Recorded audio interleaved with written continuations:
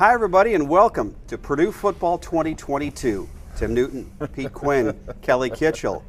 When last we left you in late December, the Boilermakers were pulling off an overtime win in the Music City Bowl against Tennessee to go 9-4. And now, Pete, let's see what they can do for an encore in 2022. Can't wait to see. There's a lot of knowns. There's a few more unknowns. But what we do know is we've got one of the most prolific, greatest quarterbacks in the history of Purdue. He blew away all the records for completion percentage. He threw for over 3,700 yards. And my buddy Jack Ham, who does the color for his network for Penn State, him and I were talking, and he made a comment. He goes, yeah, but he doesn't have David Bell. He doesn't have Milton Wright. I said, well, against Tennessee, he didn't have either one of those guys either, and he threw 5 touchdowns over 500 yards. So I think we're going to be okay. So I think we've got a very, very good offense. I feel good about our offensive line. I feel good about our defense and the depth of our defense. This is probably, and I don't say this lightly, probably the best Purdue football team, position by position, I've seen in 10 years. I think tonight Kitch, they have a chance to prove it. I think, Kitch, it's the most talented, it's the deepest team that Jeff Brom has had in his 6 years here. I think the one thing that we'll see, you know, you mentioned David Bell, you mentioned George Karlaftis, Rondale Moore.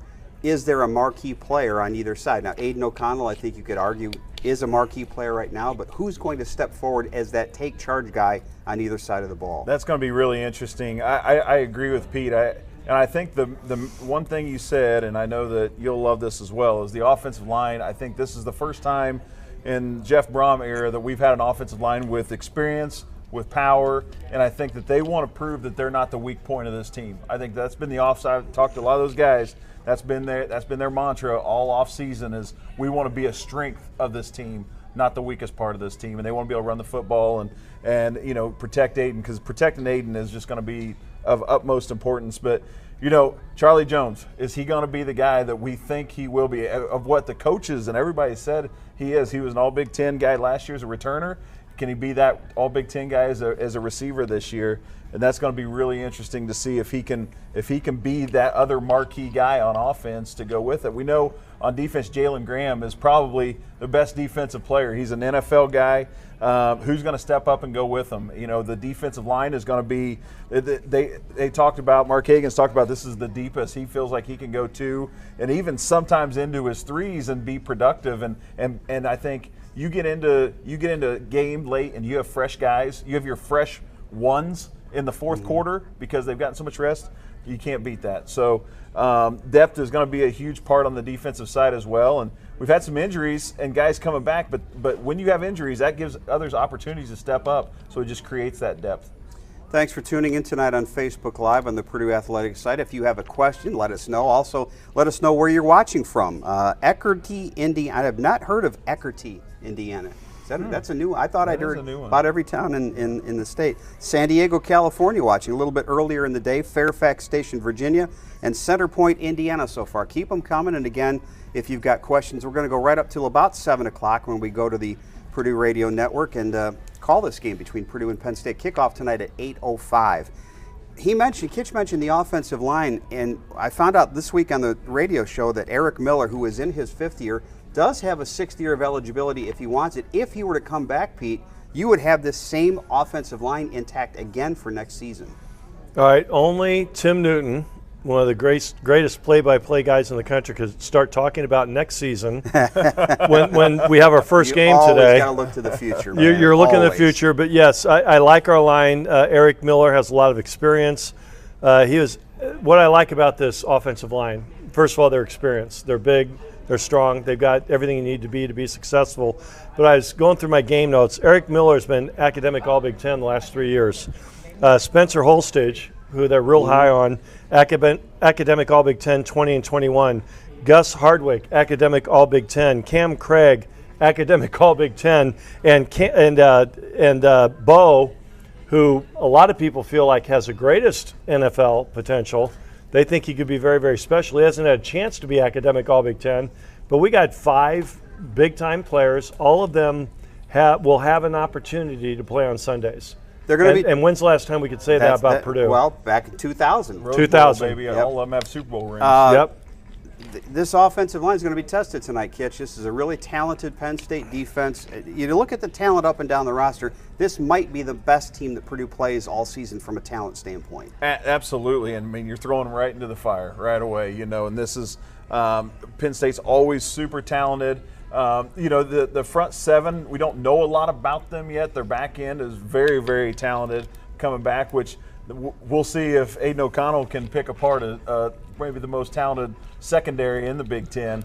And that's what's going to be really interesting is you know, first game of the year, and plus on the defensive side, that Manny Diaz, they have no idea. Purdue has no idea what we're going to see out of him. Do you look at Miami defense? Do you look, is he going to incorporate what they've done in the past?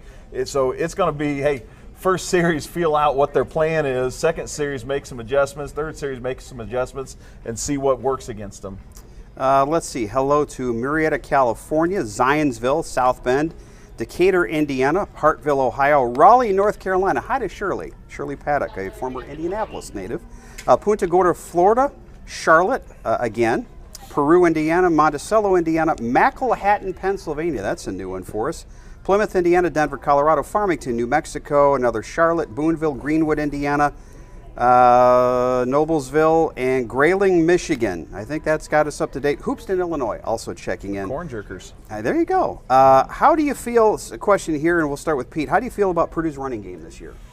We were last in the Big Ten last year. So there's nowhere to go up. Yeah, you can't go anywhere but up. Penn State was second to the last, so you're going to see the two most unproductive running games. I think for Penn State, that matters more. I think that's a bigger part of their offense for us. It matters. You'd like to see more production from the running backs and the offensive line, and I think we will. I think we got some guys. We got a lot of guys coming back that have some experience, and we got a couple of new guys like Tyrone Tracy that I think might add a spark. But it's not as important for us to have a great running game. We just need to have a decent running game. And I think with the experience of our offensive line, I think we're there, and I think you will see some success today in the running game, but it's all about the passing game for Purdue. Penn State's more balanced. They need that running game, and that's why they've been, I think they're 11-11 the last couple of years. Right. That's why, because their running game wasn't going anywhere. Purdue can get away. We were last in the Big Ten last year and won 9 games. Yeah.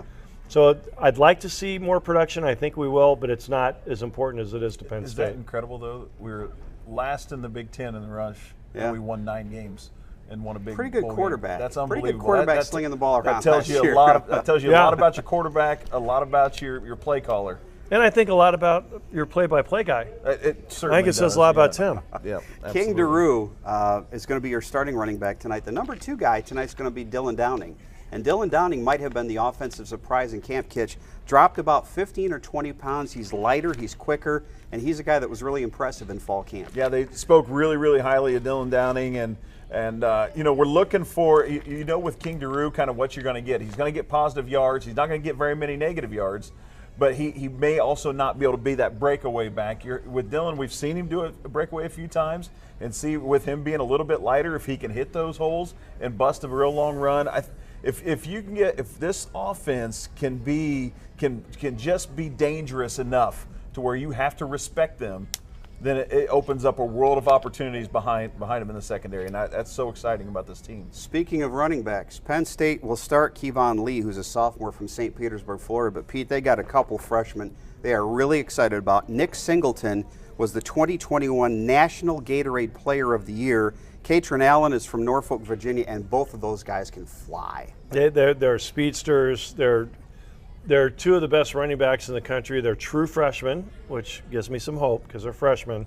But I looked at their recruiting, and I got a big kick out of it. I can't ever remember any football player in the history of Purdue, you and I have been around a long time, that they were recruited. They had offers from Southern California.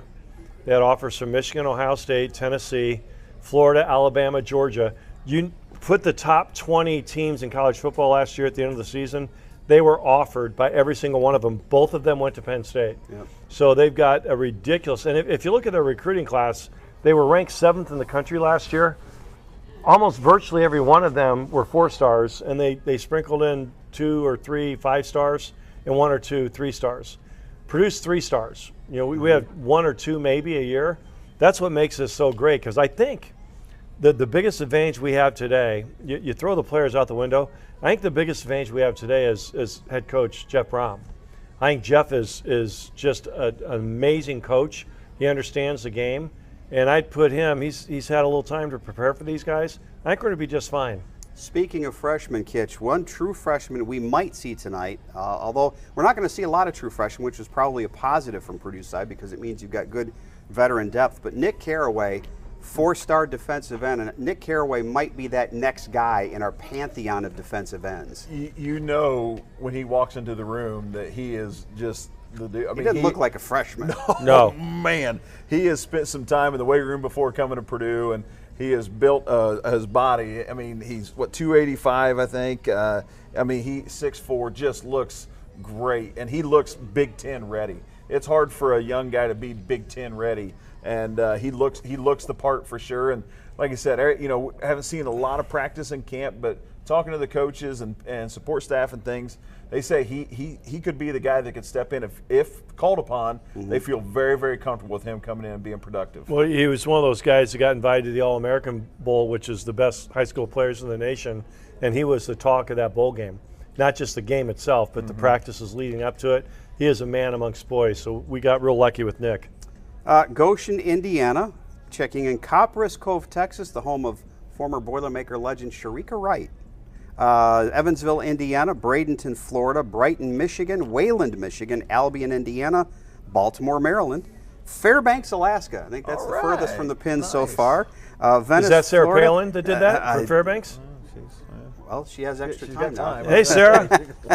And I think that gets us up to date. Let's talk about this Boilermaker defense a little bit more. And one guy that we're thrilled to see back on the field tonight.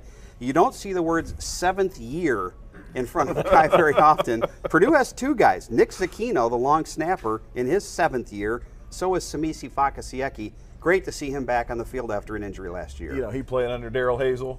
He's been here that tells you something. He's been here a long time, and I'm just glad that he's healthy. I really am. I mean, he's been through so much. He's a great, great person, great human being, and I'm just thrilled that he did come back. He can be part of this team again, and that you know, we'll see how productive he can be. You know, they used to call me an old man. I was here 6 years. I was on that gray shirt plan. He's got another extra year on me, you know, so I do know that your body takes a toll after that long, but I'm excited to see him. Like I said, I just think he's a terrific person, and he's a great asset to this football team, whether he's on the field or off the field, with his leadership and who he is. I'm excited. I want to see him on the field. Another guy in that linebacking core, Pete, probably the if you're going to say the star of the defense, Jalen Graham, and we'll see him tonight at strong side linebacker, but don't be surprised to see him line up occasionally as a safety as well. Yeah, we'll see him as safety. They're gonna keep him in the game. He'll never leave the field. He is one of those guys that's special. He will play in the NFL, barring injury. He reminds me, Tim, when I watch him play, he reminds me of a cross between Roosevelt Colvin and Keena Turner. I mean, they physically resemble each other. They're incredibly athletic. And I remember sitting him at the kickoff luncheon when he was a freshman, and you knew then that he was going to be special. He's just a really, really good young man.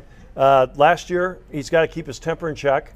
He had a couple issues last year where he lost his temper and it cost Purdue. He's a leader now, so he can't do that anymore. But I think that kid is going to, his name's going to be called in the NFL draft next year on the first day, and he's going to have a pretty prolific NFL career. We're going to see something tonight we may never see again, although you never know with the way that eligibility ebbs and flows. 2 starting quarterbacks tonight, combined age of 48 years old, and with 12 years of college eligibility between them. Sean Clifford, Aiden O'Connell. I think whoever has the upper hand there tonight may decide this football game. Yeah, in fact, it's Aiden O'Connell's 24th birthday today.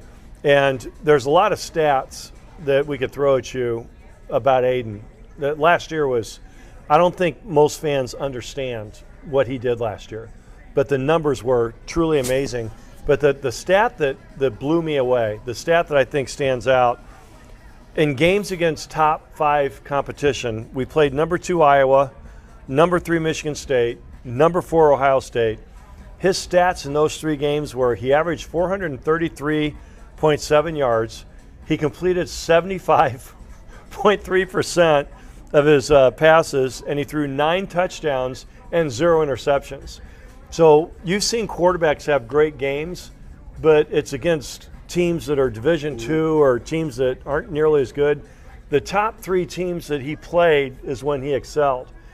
This Penn State team received a lot of votes. I think they're just out of the top 25, but they're a very good football team. So I'm hoping that stays true, and Aiden does what Aiden does, because this kid, Purdue fans need to appreciate that he came back for a 6th year. You get an opportunity to see something that's possibly very, very special this season. You know, it's interesting. I was talking to some of the receivers just the other day, and they said, you know, a couple quarterbacks can throw the same ball, but it feels different from Aiden coming. He has the most catchable ball. It gets there quick, but it's soft, and that's just, you can't teach that. I mean, that's just something that he is just natural with. I know he's worked on it really hard to have quick release and things, but to have that ability to get it where it needs to be on time, but yet be a really soft ball to catch and make it very easy on the receivers to catch is just something that's really unique and really special. I'm not a huge stat guy, but I have to mention one more thing. Sean Clifford, as Tim mentions, in his 6th year as well, very, very good quarterback. His career completion percentage rate is 60.3%. That is the best in Penn State history. Yeah. 60.3. Our friend Aiden O'Connell's career completion percentage is 71%, 71.8. No, that was the season. Last year, 68%. 68.5. Yeah. 8.5 percentage points higher than the best quarterback completion-wise in the history of Penn State. That's amazing. Yeah. What he did last year is amazing. Yeah. Let's go back to the roll call for a minute. Naples, Idaho, beautiful part of the country, so hello up there. I thought you were going to say Naples, Florida. That too. Borden, Indiana, Thornton, Colorado, Tulsa, Oklahoma, Mooresville, Indiana, Paoli, Indiana, Fishers, Indiana, and Carmel, Indiana. Thanks for tuning in. Again, we're here every home game, so we'll be back next week. 4 o'clock is the kickoff on Saturday against Indiana State, so our Facebook Live segment will be on at 2:30. Let's talk about Sean Clifford a little bit. He's a guy, you go back to that game in 2019 when Purdue lost pretty handily in Happy Valley. He was 20 of 29 in that game, 264 yards, 3 touchdowns, and a rushing touchdown. You've got to make him uncomfortable back in the pocket, but you've got to believe with 33 career starts, Kitch, he's seen just about everything defenses can throw at him. He has, but I remember that game, and I remember thinking, man, we just can't get to him. Mm-hmm. And that was the main thing of that one is he had all kinds of time, and he was terrific that day, absolutely. But when you give a really good quarterback all the time in the world and keep him clean, he can be really confident back there. It's pretty tough to stop him, and that's going to be the main thing today. Is you lose a George Karlaftis this year, who's a terrific pass rusher. Who can you keep throwing at? What are some creative blitzes? How can we get him off his game just a bit to make him not so comfortable in the pocket? Purdue has 12 transfers from the portal on this year's roster, and one guy that could play a role tonight, Scotty Humpic. He is a 5th-year senior. He's a transfer from Murray State, had 7 sacks last season. He's a guy that they feel has the ability to get to the quarterback. Yeah, they like him a lot. We're not going to have a George Karlaftis out there this year, but we got a lot of depth. We go 3 deep on the defensive line. I like this defensive team. I think that Mark Hagan has done, this is his 2nd season, amazing job. What Mark Hagan's brought to this program is just off the charts, and I'm a big fan of his. But he's one of those guys, but there's a few guys on that defensive line that could make some noise. And the cool thing about today's game is we don't know who that's going to be. Yeah. Humpic might be one of them. Mm-hmm. He's certainly got a chance. But my guess is somebody's going to make a name for himself tonight that none of us predicted, because nobody knows until that ball snapped. Nobody knows who's going to come to the forefront, but we got a lot of options at pretty much every position on the field. The only position on the field I'm worried about because of lack of depth is a tight end. Yes. Garrett Miller lost in training camp to a knee injury, and he would have been a big part, especially in the red zone offense. So we'll see if somebody else can step up. We saw Paul Paferi catch a touchdown pass last year in the bucket game. And he looked good in spring. I'll tell you, he looked like a different player from January to March when they started spring ball, he looked like a different kid out there running around in the spring. So I'm excited for Paul Peferi to get an opportunity to show what he can do. He's a quarterback coming in. He's changed his body. He's changed his mentality.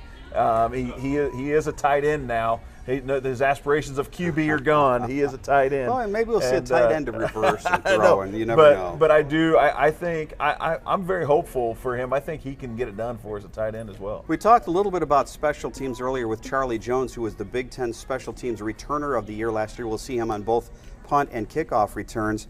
We'll also see Mitchell Finneran. Mitchell Finneran, another guy that transferred in last year from Sanford, kicked the game-winning field goal in the Music City Bowl, had a rough 2-game stretch, and other than that was almost perfect last season. Well, he's if you talk about Purdue's really benefited from the transfer market, I think I counted, and I'm pretty sure I'm right, we have 26 transfers out of 113 kids. That's amazing. That's got to be one of the tops in the country. And I think it says a lot about Coach Brom. A lot of these kids see what Coach Brom's doing. They want to be part of it. But if you talk about who's the most valuable transfer, I think Finneran has to be somebody you would consider. He made 24 field goals last year, second only to Ben Jones, who had 25 in 2003. He was 4 for 4 against Michigan State, Northwestern, and Tennessee. Field goal kickers in the 150-year history of Purdue, 11 times kickers went 4 for 4. He's 3 of them. I mean, this guy came out of nowhere and was such an invaluable part of this football team. And from what I understand, I didn't get to a lot of practices, but from what I read, he's really worked on his strength, and he thinks he's got more distance now. Yeah, his longest field goal last year was 49. He does have a 50-yarder in his career, but he kicked a 57-yarder in practice a couple of weeks ago. So we'll see if that translates. The other guy we're going to have to see if it translates, Jack Ansel, who had an up-and-down year as a freshman, as a punter. I think sometimes the lights got a little bit too bright. I think he's a little bit calmer this year. Huge leg. The question is whether it translates on game day.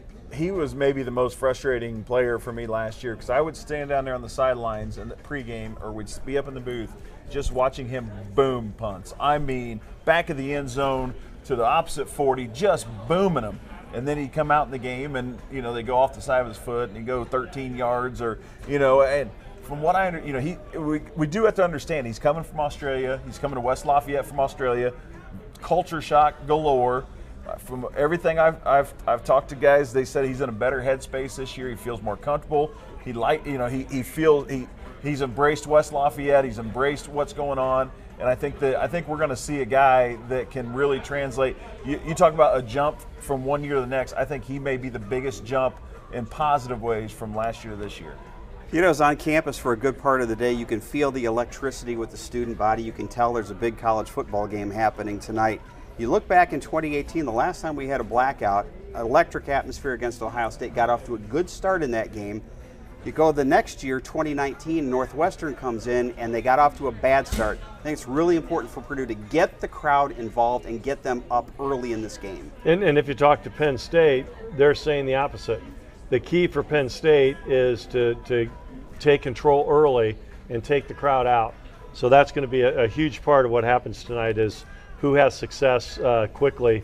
But I think we have a chance to get out early. They have great defensive backs, but we got a great quarterback, and we got great receivers, and we got the best offensive line in 5 years.